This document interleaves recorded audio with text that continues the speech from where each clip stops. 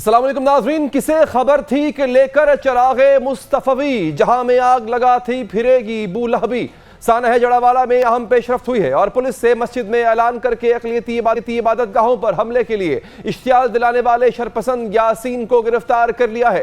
Police سے سانحہ جڑاوالا کے 5 مقدمات بھی درج کر لیے ہیں۔ مقدمات میں دہشت گردی اور توہین مذہب سمیت 13 سے زائد دفعات شامل ہیں۔ مقدمات میں 37 افراد کو نامزد اور 600 نامعلوم افراد کو بھی ملزم ٹھہرایا گیا ہے، جبکہ کریک ڈاؤن کے دوران 128 ملزموں کو حراست میں لے لیا گیا۔ پنجاب حکومت نے دلخراش واقعے کی تحقیقات کے لیے ایک اعلیٰ سطحی انکوائری کمیٹی تشکیل دے دی ہے، جبکہ اسلامی نظریاتی کونسل نے بھی جڑاوالا واقعے کے منصوبہ سازوں اور مساجد سے اعلانات کرنے والوں کو سزائیں دینے کا مطالبہ کر دیا۔ کونسل کے چیئرمین ڈاکٹر قبلہ ایاز نے دو ٹوک کہا ہے کہ جو کچھ جڑاوالا میں ہوا اس کی مذہب، رائج الملکی قانون اور ہماری معاشرتی اقدار میں کوئی گنجائش نہیں۔ انہوں نے مطالبہ کیا کہ خصوصی عدالتیں قائم کر کے جرائم پر اکسانے والے افراد، منصوبہ سازوں اور مساجد سے اعلانات کرنے والوں کو سخت سزائیں دی جائیں۔ اسلامی نظریاتی کونسل کے سابق چیئرمین مفتی منیب الرحمان اور سابق معاون خصوصی وزیر اعظم حافظ طاہر اشرفی نے بھی سانحہ جڑاوالا کی جامع تحقیقات کر کے ذمہ داروں کو قرار واقعی سزا دینے کی مطالبہ کیا ہے۔ ناظرین، مولانا طاہر اشرفی محب وطن مسیحی برادری سے معافی مانگ کر درست اقدام اٹھا رہے ہیں اور انہوں نے نہتی اقلیت سے معافی مانگی جو کہ بنتا تھا۔ یہ اس لیے درست اقدام ہے کہ کسی شرپسند کے کبھی فعل کی سزا پوری کمیونٹی کو ہرگز نہیں دی جا سکتی۔ تیری امت نے میرے گھر کی اہانت کی ہے، ابن مریم نے محمد سے شکایت کی ہے۔ ابن مریم علیہ السلام نے آقا کریم صلی اللہ علیہ وسلم سے ضرور شکایت کی ہوگی کہ وہ قرآن کریم جس کی مبینہ توہین پر اقلیتی عبادت گاہیں نظر آتش کر دی گئیں، بستیاں جلا دی گئیں، اسی کتاب ہدایت میں درج ہے کہ دین میں کوئی زبردستی نہیں ہے، جبر نہیں ہے۔ وہ کتاب ہدایت کہتی ہے کہ تمہارے لیے تمہارا دین، میرے لیے میرا دین۔ ابن مریم نے آقا کریم صلی اللہ علیہ وآلہ وسلم سے ضرور شکایت کی ہوگی کہ محسن انسانیت صلی اللہ علیہ وآلہ وسلم اپنی امت کو خبردار کر گئے کہ جس کسی نے کسی اقلیتی فرد پر ظلم کیا یا اس کا حق غصب کیا، اس کو اس کی استطاعت سے زیادہ تکلیف دی یا اس کی رضا کے بغیر سے کوئی چیز لی تو روز قیامت میں اس کی طرف سے مسلمان کے خلاف جھگڑوں گا۔ ابن مریم نے آقا کریم صلی اللہ علیہ وآلہ وسلم سے ضرور شکایت کی ہوگی کہ اہل نجران کو حضور نبی اکرم صلی اللہ علیہ وآلہ وسلم نے جو خط لکھا تھا اس میں یہ درج تھا، سنہری الفاظ میں درج تھا کہ امت محمدیہ کے لیے دستور العمل ہیں۔ آقا کریم صلی اللہ علیہ وآلہ وسلم نے لکھا کہ نجران اور ان کے حلیفوں کو اللہ اور اس کے رسول محمد صلی اللہ علیہ وآلہ وسلم کی پناہ حاصل ہے۔ ان کی جانیں، ان کی شریعت، زمین، اموال، حاضر و غائب اشخاص اور ان کی عبادت گاہوں اور ان کے گرجا گھروں کی حفاظت کی جائے گی۔ کسی پادری کو اس کے مذہبی مرتبے، کسی راہب کو اس کی رہبانیت اور کسی صاحب منصب کو اس کے منصب سے ہٹایا نہیں جائے گا اور ان کی زیر ملکیت ہر چیز کی حفاظت کی جائے گی۔ یہ بھی رحمت للعالمین صلی اللہ علیہ وآلہ وسلم کا ارشاد گرامی قدر ہے کہ جس کسی نے کسی اقلیتی فرد کو قتل کیا وہ جنت کی خوشبو تک نہیں سونگھ پائے گا۔ ابن مریم نے آقا کریم صلی اللہ علیہ وآلہ وسلم سے ضرور شکایت کی ہوگی کہ حضور صلی اللہ علیہ وآلہ وسلم تو خود غیر مسلموں کے وفود کی میزبانی فرماتے تھے۔ چشم فلک نے یہ نظارہ بھی دیکھا کہ آپ صلی اللہ علیہ وآلہ وسلم کی خدمت عالیہ میں حبشہ کے عیسائیوں کا ایک وفد آیا تو آپ نے ان کو مسجد نبوی میں ٹھہرایا اور ان کی مہمان نوازی خود اپنے ذمے لی اور فرمایا یہ لوگ ہمارے ساتھیوں کے لیے ممتاز و منفرد حیثیت رکھتے ہیں، اس لیے میں نے پسند کیا کہ میں بذات خود ان کی تعظیم و تکریم کروں۔ چشم فلک نے یہ بھی نظارہ دیکھا کہ ایک دفعہ نجران کے عیسائیوں کا 14 رکنی وفد مدینہ منورہ آیا۔ آپ صلی اللہ علیہ وآلہ وسلم نے انہیں مسجد نبوی میں ٹھہرایا اور اس وفد میں شامل مسیحوں کو اجازت دی کہ وہ اپنی عبادت اپنے طریقے پر مسجد نبوی میں ادا کریں۔ ابن مریم نے آقا کریم صلی اللہ علیہ وآلہ وسلم سے ضرور شکایت کی ہوگی کہ رسالت مآب آپ کی خلافت راشدہ میں بھی چشم فلک نے یہ ایسے نظارے دیکھے ہیں۔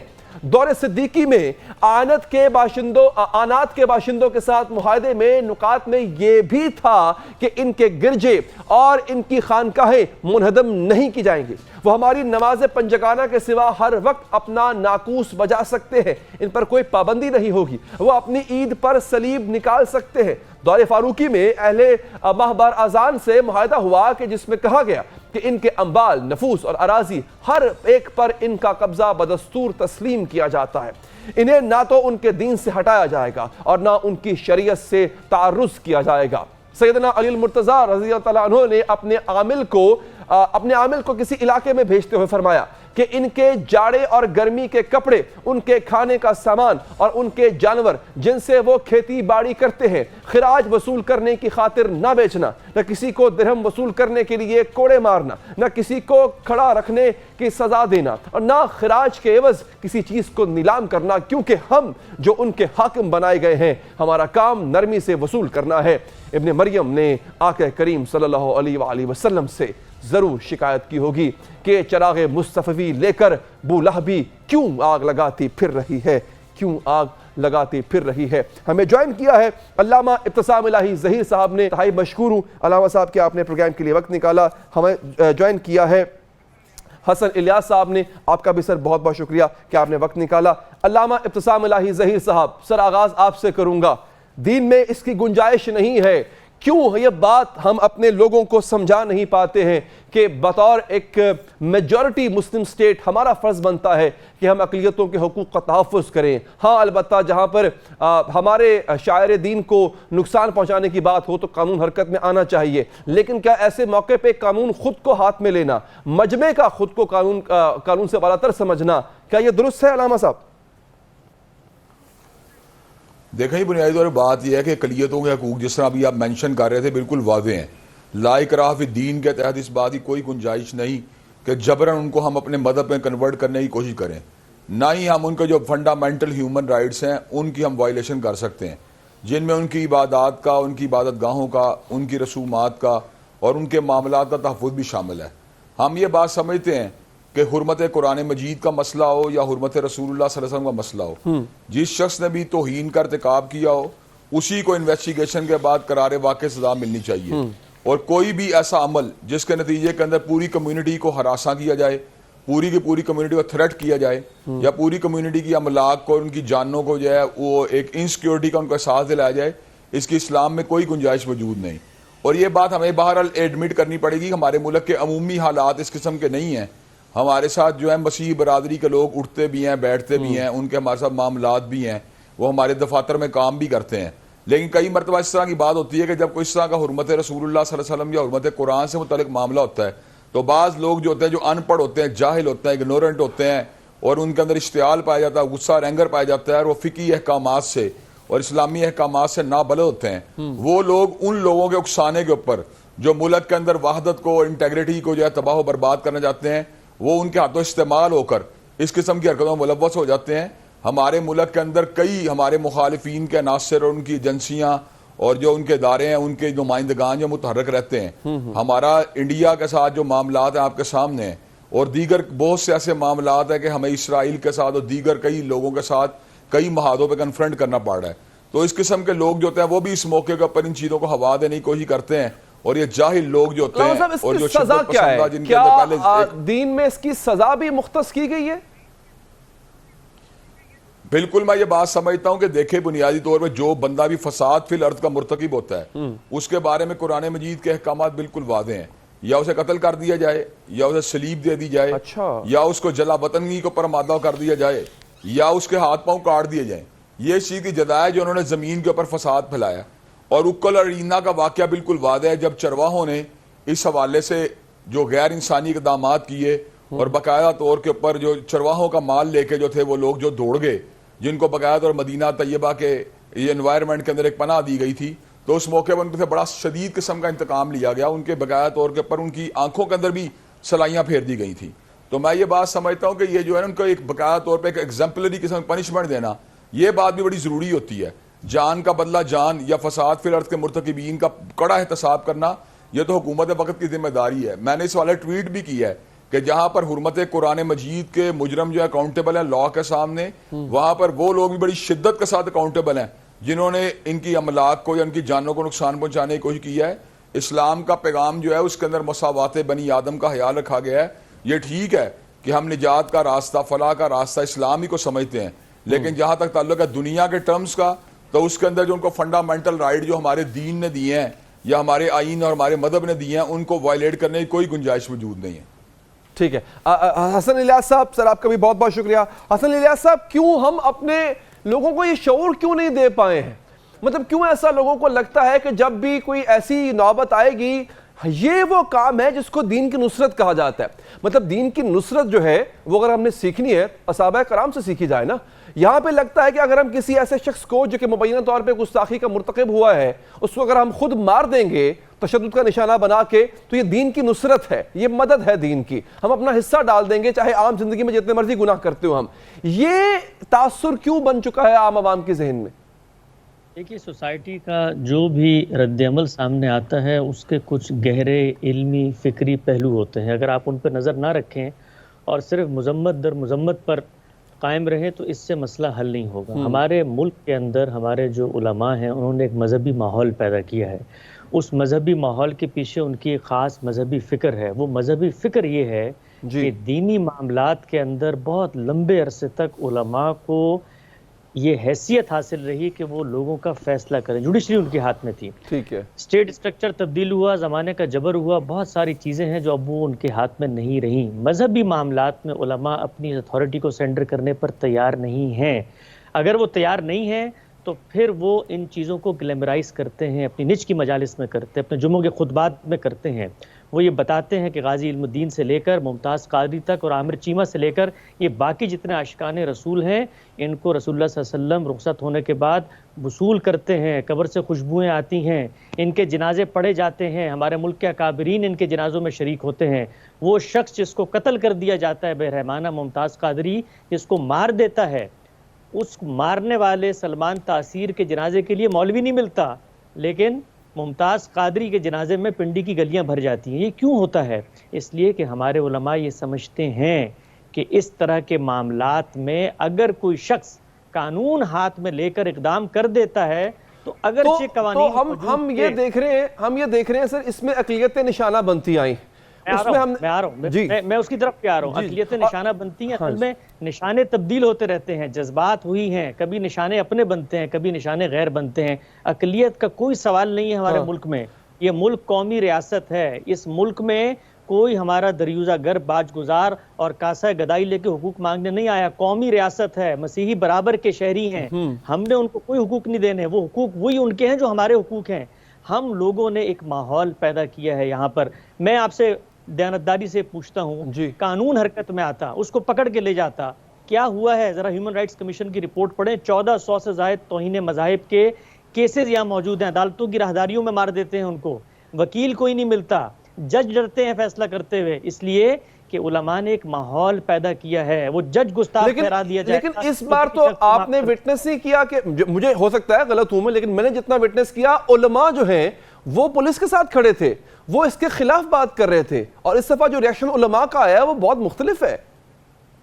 یہ ریاکشن واقعے کی مذمت کا ہے. میں بنیاد میں آپ سے پوچھتا ہوں کہ ممتاز قادری اس ملک کے اندر ایک قاتل تھا کہ نہیں تھا؟ اس کا جنازہ کس نے پڑھایا؟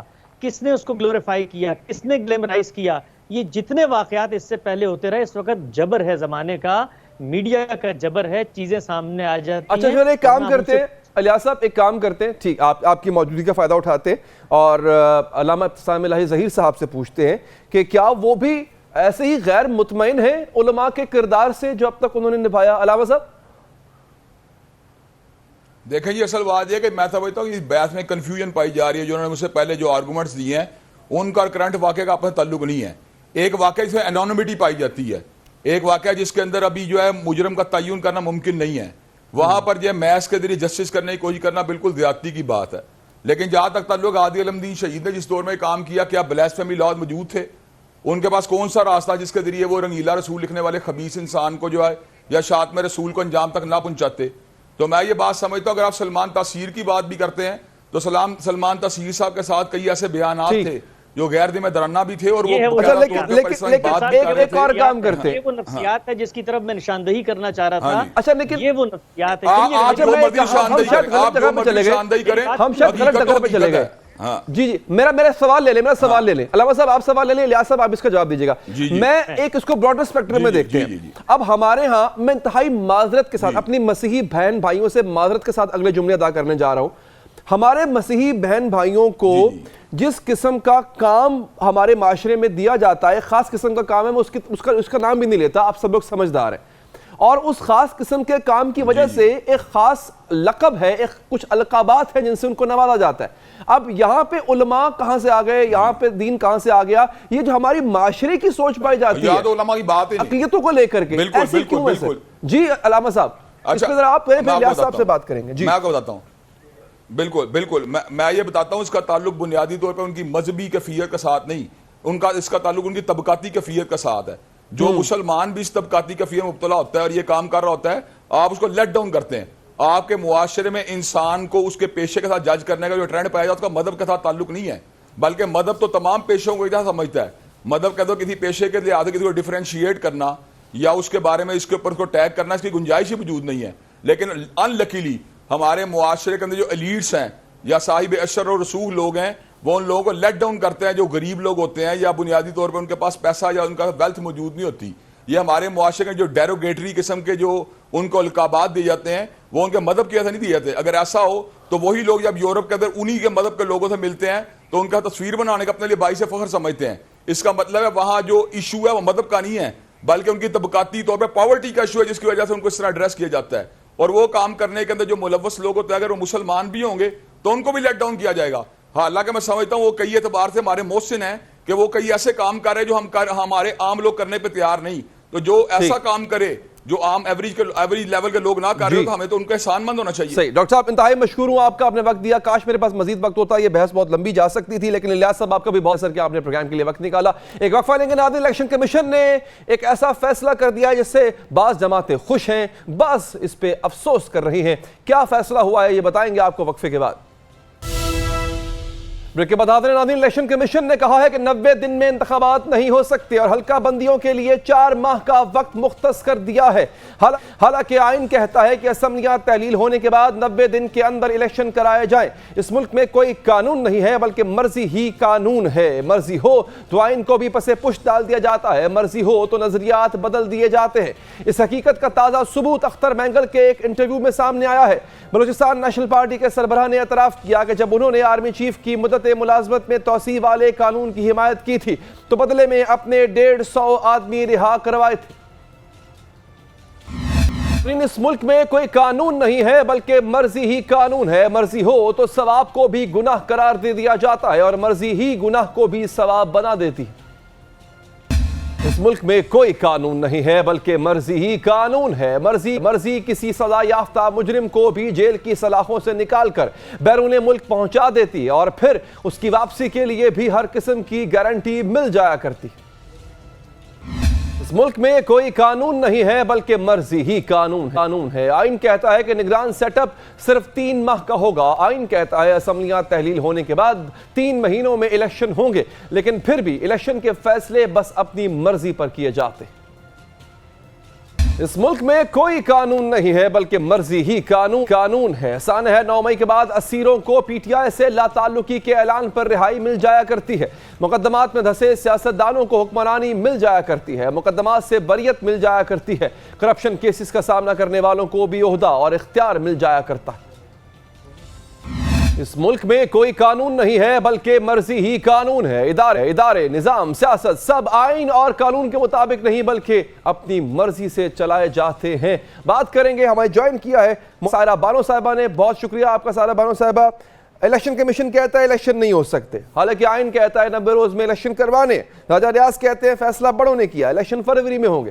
تو آئین کس لیے؟ اگر فیصلہ سب نے کسی اور نے کرنا ہے تو یہ فیصلے ہوتے کہاں ہیں سائرہ صاحبہ؟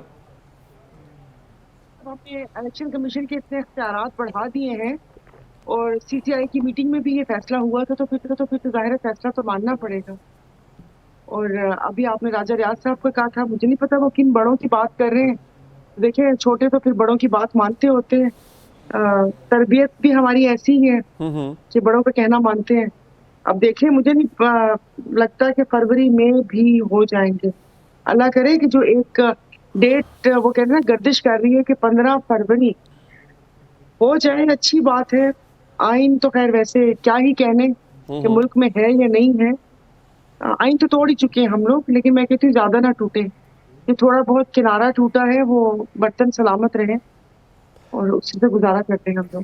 چلیں ٹھیک ہے, آپ بھی مایوس نظر آ رہی ہیں. اختر مینگل کہتے ہیں ایکسٹینشن کے ووٹ دیا اور بندے چھڑوا لیے اپنے.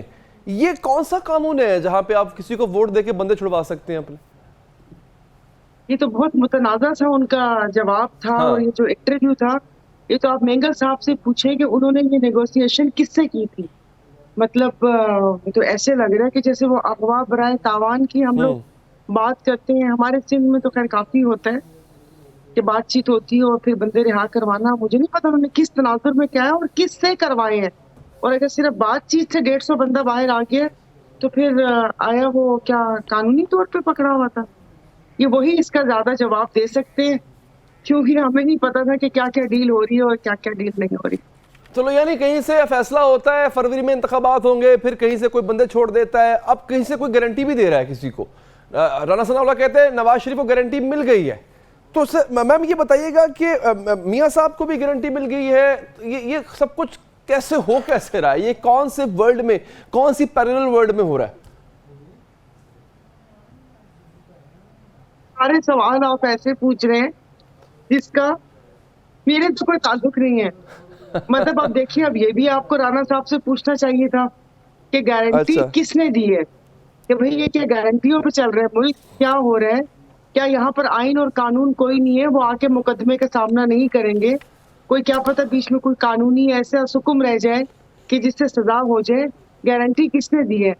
اب دیکھیے, آپ نے گارنٹی کا پوچھا, پھر آپ نے کہا کہ وہ 150 بندہ چھڑوا لیا, اس کی بات چیت کس سے ہوئی؟ پھر راجہ ریاض صاحب کہتے ہیں کہ بڑوں نے گارنٹی دے دی ہے.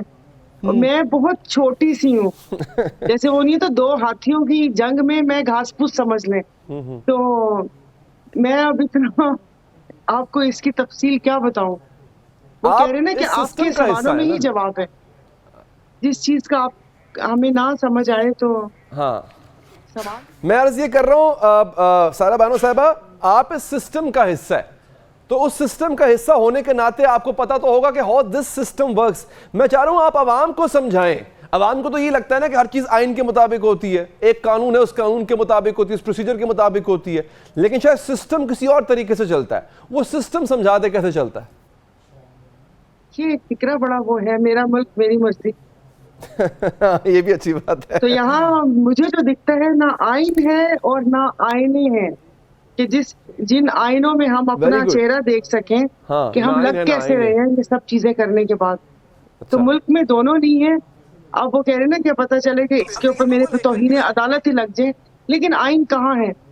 چیف جسٹس کی بات کسی نے نہیں سنی. جب چیف جسٹس مجبور ہو کر کہہ رہے تھے اسد عمر صاحب کو کہ پریس کانفرنس کر لیں, آپ کی جان چھوٹ جائے گی, آپ دیدہ ہو کے بولا, تو پھر مجھے بتائیں کہ کون سی چیز رہ جاتی ہے.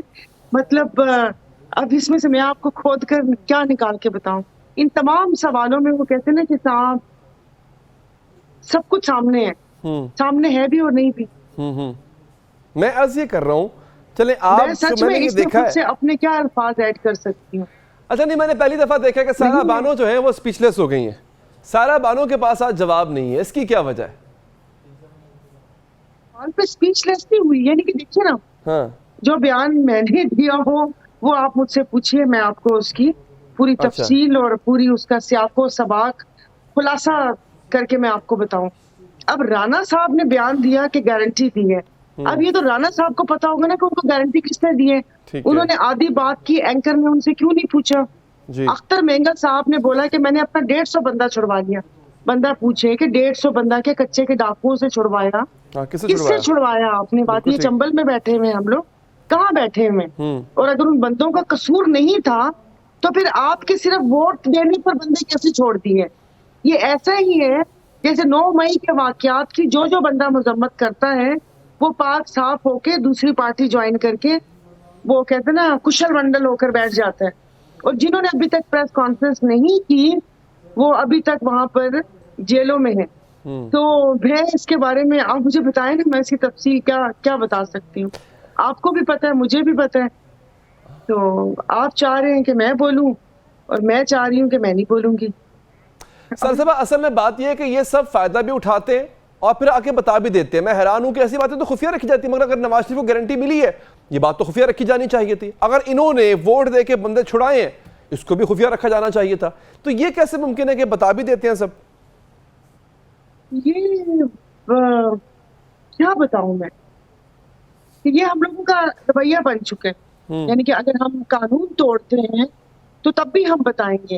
فار ایگزامپل مطلب ایسے ہی بہت پہلے کی بات ہے کہ گاڑی غلط پارک کی ہوئی تھی، اور اس کے بعد کافی پہلے کی بات ہے، 6-7 سال پہلے کی بات ہے.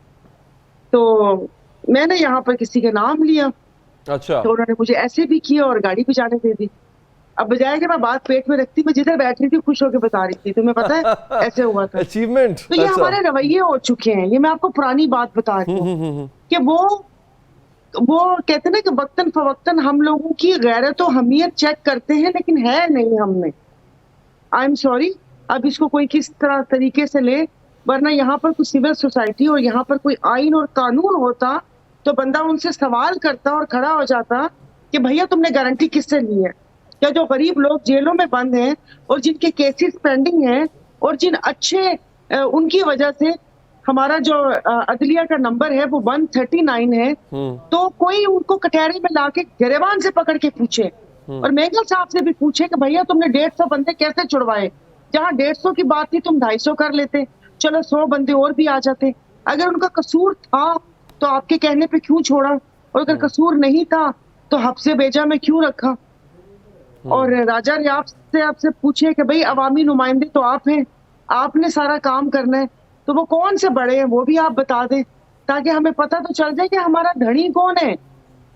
ابھی تو ہم کبھی ادھر دیکھتے ہیں کبھی ادھر دیکھتے ہیں. کھل کھلا کر اب بات آ جانی چاہیے. اور کہ بس یہ سب ایسے ہو رہی ہیں، کیا کہہ سکتی ہوں. ٹھیک. سارا صاحب آپ مستقبل کیا دیکھ رہی ہیں؟ آپ تحریک انصاف کو الیکشن ملے گا، الیکشن میں تحریک انصاف ہوگی، ملک کا سیاسی منظرنامہ کیا دیکھ رہی ہیں آپ؟ دیکھیے کوئی بھی اگر عوامی نمائندہ جیتتا ہے، اگر تھوڑی سی ادھر ادھر شفافیت نہ ہو انتخابات میں، لیکن تھوڑے سے ووٹ تو ہوتے ہیں نا اس کے. اب یہ سب یہاں پر بیٹھ کے مطلب ایک بیانیہ بنانے پہ تلے ہوئے کہ ان کو کینڈیڈیٹ ان کے بھی نہیں ہوں گے پی ٹی آئی کے. چلے ٹھیک ہے، مان لیا آپ نے دوست سے ڈرا دھمکا کے کینڈیڈیٹ نہ ہوئے، لیکن ووٹ تو ہے نا. اب یہ جماعتیں جو بات کر رہی ہیں بھلے ان کے کینڈیڈیٹ ہوں پر ووٹ تو نہیں ہے. لیکن یہ کہ ہونا چاہیے. دیکھیے پابندی سے کوئی بھی مسئلہ کسی بھی چیز کو دبانے سے حل نہیں ہوتا. یہ باقاعدہ مذاکرات کے ساتھ، اور جو ہمارے تھنک ٹینک ہیں ان کو سوچنا چاہیے. اور اگر انہی حالات میں الیکشن کروانا ہے تو باخدا آپ میری بات لکھ لیجئے، اس الیکشن کروانے کا کوئی فائدہ نہیں ہے. جب واپس سے آپ یہی چہرے، میں نے کہا کہ باخدا اگر ایسے ہی الیکشن کروانے ہیں تو مت کروائیے، مت نہیں ہونے چاہیے. اگر واپس سے یہی اتحاد بن گیا اور یہی چہرے آ گئے اور واپس سے ہمیں یہی سننے کو ملے گا کہ ملکی معیشت اس نے بگاڑی، اس نے بگاڑی، اس نے بگاڑی. پہلے ملک کو کسی پٹری پہ چلنے دے. ملک بڑی مشکل سے حاصل کیا، ملک ہے تو ہم ہیں. یہ تو وہ کہہ رہے ہیں نا کہ کیا اب میں بولوں کہ سیاسی بونے کوئی نہ کوئی سہارا لے کر واپس سے وہ کہتے ہیں کہ اس اقتدار کی مسند پہ بیٹھنے کی کوشش کریں گے، لیکن ملک پہلے ہونا چاہیے. لیکن ان حالات میں الیکشن، وہ تو ظاہر ہے ہم آئین اور قانون کی بات کرتے ہیں لیکن وہ اس الیکشن کا کوئی فائدہ نہیں ہے. جو اسی قسم کے اتحاد بننے ہیں اور پھر مجبور ہو کے کہیں گے کہ اتحادی حکومت میں ہم کھل کے کام نہیں کر سکے، ایسا ہی ہوگا. چلے سارا صاحب بہت بہت شکریہ، آپ نے پروگرام کے لیے وقت نکالا. ایک وقفہ لیں گے ناظرین، وقفے کے بعد حاضر ہوں گے.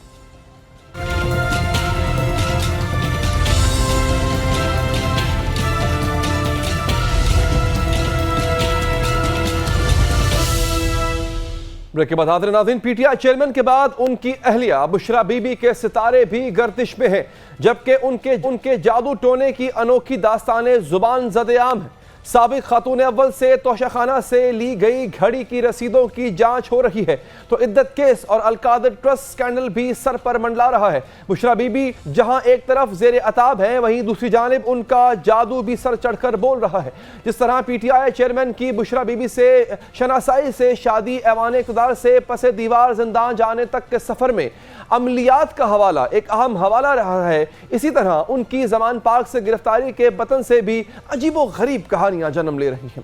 بھانت بھانت کی بولیوں کے شور میں پی ٹی آئی چیئرمین کو گرفتار کرنے والے ڈی آئی جی لاہور عمران کشور نے آنکھوں دیکھا حال بتایا اور زمان پارک میں کارروائی کے دوران پیالے میں پوٹلی میں راکھ میں تعویذ کا حیران کن انکشاف کر کے نئی بحث چھیڑ دی.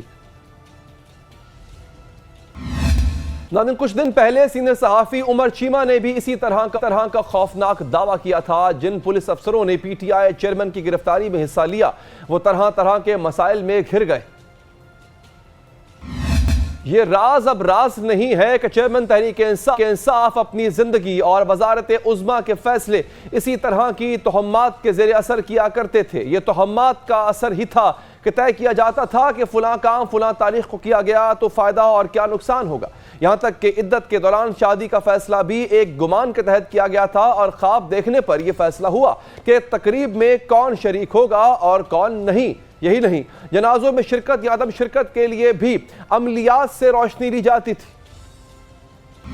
ये राज भी अब खुल चुका है कि PTI चेयरमैन बजाते खुद और उनकी सियासत भी बुशरा बीबी की मुट्ठी में बंद थी। बात करेंगे इसी हवाले से। हमें ज्वाइन किया है सूफी मजलिस अमल के चेयरमैन जनाब पीर महमूद फरीदुद्दीन फरीदी साहब ने। सर बहुत शुक्रिया पीर साहब, आपने वक्त निकाला। पीर साहब, एक आपका जो पूरा सिलसिला है और माशाल्लाह आपका एक जो पूरा शजरा है, आप लोगों ने रूहानियत सूफीज़म को हमेशा तक़वियत पहुंचाई है, लेकिन ये जो अब जो इस तरह के इल्ज़ामात होते हैं इनका ताल्लुक़ किस चीज़ से होता है? क्या जादू के ज़ेरे असर कोई शख्स इस तरह के काम सर अंजाम दे सकता है किसी और शख्स के ज़ेरे असर आके? देखें, जो हमारे यहाँ रूहानियत के नाम पे जो अमलियात हो रहे हैं उनकी बुनियाद जो रखी गई है वो गलत है। अच्छा, रूहानियत के नाम पे अमलियात, ये बड़ा अहम जुमला आपने कहा। अच्छा, रूहानियत के नाम रूहानियत का दिया जाता है। रूहानियत का दिया जाता है और उसकी जो बुनियाद अमलियात की होती है, ठीक है, वो इंतहाई गलत सिमत जा रही है। अच्छा, अगर यूं कहा जाए, फॉर मैं एग्जांपल देता हूं कि पहचान कैसे हो कि रूहानियत के लिबादे में अमलियात हैं, अगर कोई, क्या रूहानियत किसी शख्स पे असरअंदाज होने की इजाजत देती? बिल्कुल नहीं देती। अच्छा, रूहानियत एक और चीज़ है, अमलियात और चीज़ है। ठीक है। अमलियात पे फिर आप पूरी बुनियाद जो है ना रख देते हैं कि ये हमने ये नहीं करना तो ये करना है, फलां चीज़ पे ये करनी है, फलां चीज़ वो करनी है, ये आप फिर मुक़य्यद हो जाते हैं अमलियात पे। रूहानियत और चीज़ का नाम है, वो रूह के इल्म का नाम है जो सूफिया ने किया। मैंने जितनी स्टडी की है सूफीज़म पे, वहाँ पे ऐसी कोई बात नहीं मिलती। अच्छा, हाँ, ये बात ज़रूर है कि अगर बाज़ार में नकली सोना बिक रहा है तो कहीं ना कहीं असली मौजूद है जिसकी कापी होगी। बिल्कुल ठीक, हाँ बिल्कुल, तो जिसके नाम पे बेचा जा रहा है। हमें उन असल चीज़ों की तरफ रुजू करना चाहिए, इसी पे नहीं रहना चाहिए। हमारे यहाँ सूफिया में कई तालीम इस तरह दी जाती है कि भाई इस पे आप डिपेंड ना करें, ठीक, अमलियात पे आप रह के चीज़ें ना करें, कहीं ना कहीं आके आप तोहमात का शिकार हो जाते हैं। सही। फिर आप ऐसी बातें करती हैं जिसका दीन से भी कोई ताल्लुक अच्छा, नहीं होता, क्या मज़हब से भी। पीर साहब वो बातें सच होती हैं? एक तो होता है ना उसका गलत है कि मतलब करना नहीं चाहिए, लेकिन उसकी हकीकत से भी इनकार नहीं किया जा सकता। नहीं किया जा सकता। वो फिर होता सच है कि जो मुझे फलां शख्स ने फलां को इतना ज़ेर असर कर रखा है कि वो जो कहता है वो करता है, तो क्या ऐसा होता है कि वो करता है? ज़ेर असर जिस तरह किया जाता है और इस तरह इस्तेमाल किया जाता है, मैंने बताया कि इल्म मौजूद है, ठीक, लेकिन उसका इस्तेमाल गलत किया जाता है। ठीक ठीक। जिस तरह अगर बंदूक सामने रखेंगे तो उसका इस्तेमाल करना गलत है या उसका इस्तेमाल ही गलत है? इस्तेमाल करना गलत है। अच्छा, ठीक। और अपने फ़ायदे के लिए इस्तेमाल करना इंतहाई गलत अच्छा, है। ठीक है। ये हमारे दीन में भी इसकी कोई गुंजाइश नहीं है और सूफीज़म में भी इसकी कोई गुंजाइश नहीं है। बिल्कुल ठीक। अच्छा पीर साहब, ये अब मैं इस एक ख़ास केस की बात करते हैं क्योंकि ये तो अभी इल्ज़ामात हैं। मैं ये नहीं कहता कि बुशरा बीबी ऐसी होंगी, या ये उनके करीबी लोगों ने इल्ज़ामात लगाए जो बाद में उनसे दूर हो चुके हुए थे।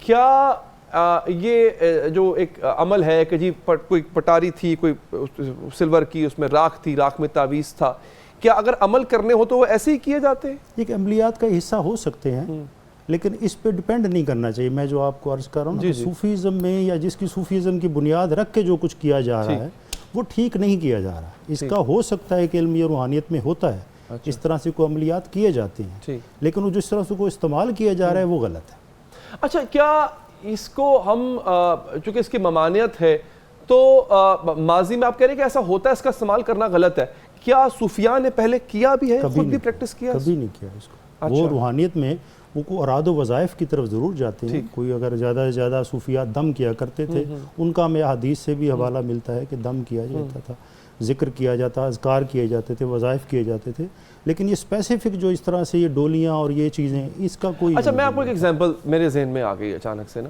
कि कहा जाता है जनाब फलां शख्स जो है वो अगर आपके दिल में सख्त मिजाजी रखता है आपके लिए, तो उसका दिल अगर आप नरम करना चाहते हैं, सूरह रहमान की आयत फ़बिअय्यि आला रब्बिकुमा तुकज़्ज़िबान दिल में पढ़ते हैं, उसके सामने आ जाए।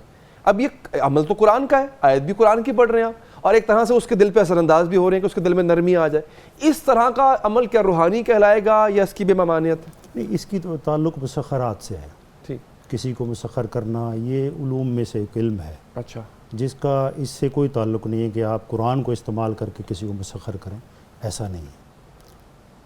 اس کو اثر انداز نہیں، مطلب مسخر کرنا یہ ایک ڈفرنٹ لفظ ہے، مسخر کرنا شاید اثر انداز ہونے سے زیادہ بڑی ایک ٹرمینالوجی ہے کہ آپ تسلط پا لیں نا اس شخص کے اوپر، تو یہ کیا منع نہیں ہے، اس کی ممانعت منع ہے، ممانعت ہے، لیکن کرتے ہیں لوگ، کرتے اور اپنے لیے استعمال بھی کرتے ہیں۔ میں وہی عرض کر رہا ہوں نا کہ یہ علوم موجود ہیں، لیکن جس طرح سے اس کو استعمال کیا جا رہا ہے وہ غلط ہے۔